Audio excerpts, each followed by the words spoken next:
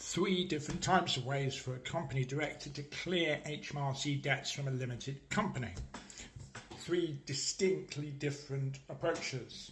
Okay, so the first approach is if the company is past the point of no return, in the sense that it's insolvent, it can't restructure, reorganise without avoiding some kind of insolvency procedure, even if it's an insolvency rescue procedure, because there's a profitable core business there, and so on. Then there are a stream of insolvency and there's also a Companies Act procedure, but they're mainly insolvency procedures. If the company is completely done and dusted and cannot be rescued at all, then there's liquidation.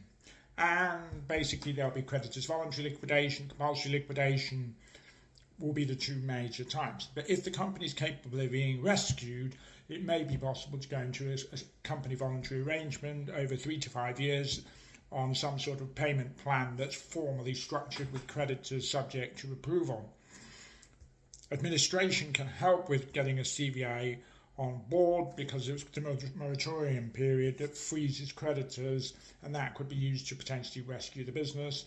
And finally, there's the strike-off procedure, which Companies Act, through Companies House, through filing a DSO1 form. That procedure tends to be unavailable because HMRC will object if they've got debts unpaid. But those are the formal procedures for essentially clearing HMRC debts. Now then, there's two other types of procedure that are obviously available.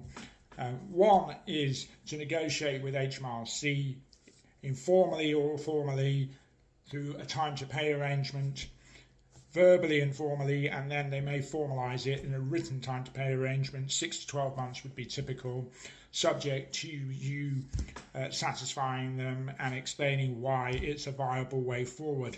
That is the second way of clearing HMRC debt. And the third way will be if you've got a profitable core business and the business is capable of being restructured and turned around, then you can go and get yourself some finance on a short-term basis, whether it's from an overdraft, whether it's from a bank for a loan, or family, friends, or directors' loans, investors, whatever. That would be the third way that you could clear HMRC debts. Questions, queries, concerns, give us a shout.